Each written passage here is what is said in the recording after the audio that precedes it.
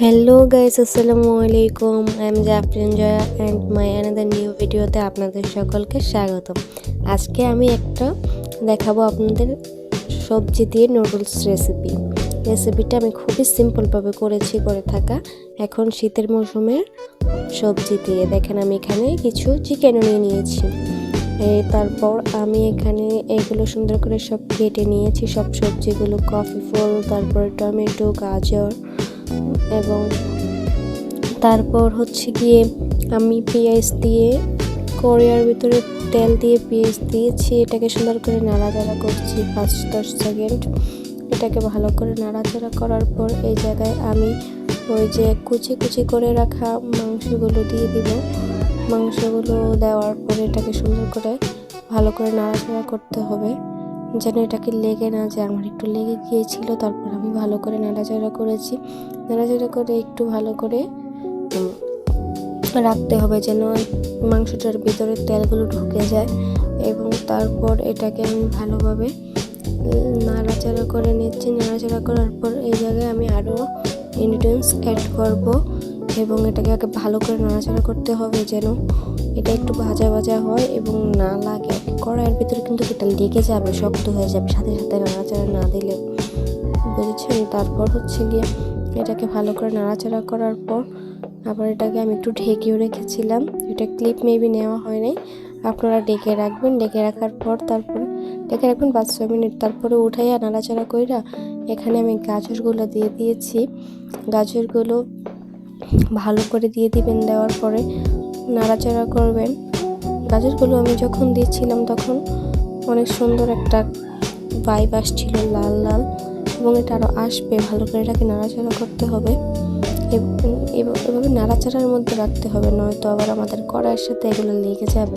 লেগে গেলে পরে তুলতে সমস্যা হবে, তারপর আবার পুড়ে যাবে। তাই এটাকে ভালোভাবে নাড়াচাড়ার মধ্যে রাখতে হবে। এখন এটাকে আমি ঢেকে রেখেছিলাম 5-10 মিনিট রাখার পরে। তারপর আমি কফি ফুলগুলো এখানে দিয়ে দিয়েছি। কফি ফুলগুলো এখানে দিয়ে ভালো করে নাড়াচাড়া করে দিলাম। এবার কফি ফুলগুলো ভালো করে দিয়ে নাড়াচাড়া করে দিলাম। তারপরে স্বাদ মতো আমি লবণ দিয়ে দিয়েছি। আপনারা লবণ দিয়ে দিবেন আপনাদের স্বাদ মতো। আপনি চাইলে মরিচের গুঁড়া বা অন্যান্য ইনগ্রিডিয়েন্টস ব্যবহার করতে পারেন। আমি যেহেতু কাঁচামরিচ দিচ্ছি তাই আমি মরিচের গুঁড়া দিই নাই, তাহলে একটু বেশি ঝাল হয়ে যাবে। এত বেশি ঝাল আবার পরে খেতে পারবো না। এবং এটাকে এখন আমি ভালো করে নাড়াচাড়া করছি যেন এটা না লাগে কড়াইয়ের সাথে।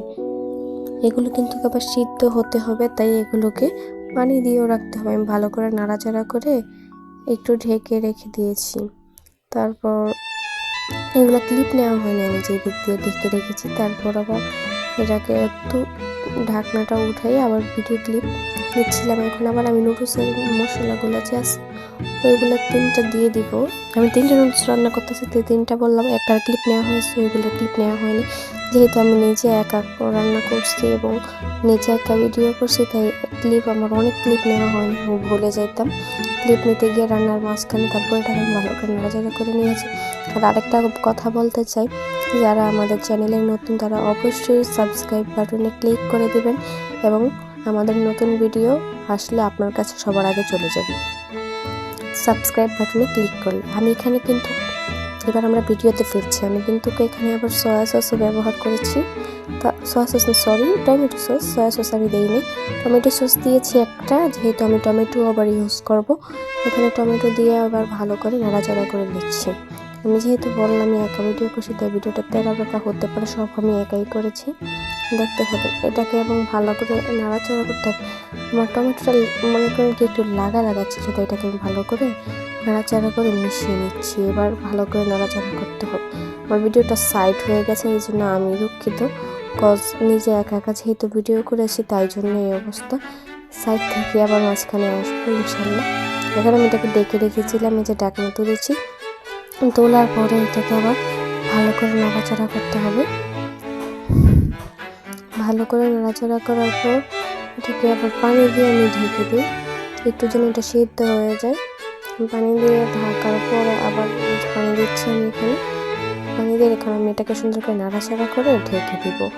আর চুলার আঁচটা তখন প্রথমে একটু লো মিডিয়ামে নেবেন, এখন একটু মাধ্যম মিডিয়ামে আনবেন।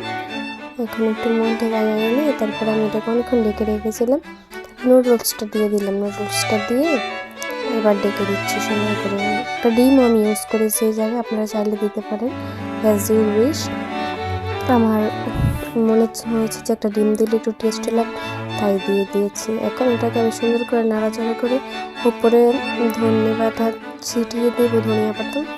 এবং ধনিয়া পাতাটা ছিটিয়ে দেওয়ার পরে আপনার কাছে নুডলসটা যখন খাবেন তখন আলাদা একটা এটার গ্রান আসবে এবং আপনার অনেক বেশি ভালো লাগবে। তারপরে আমি নুডলসটা তুলে নিয়েছি। আজকে নুডলসটা অনেক বেশি মজা হয়েছে। Thanks for watching this video. আল্লাহ হাফেজ। নতুন ভিডিওর জন্য অবশ্যই ওয়েট করবেন।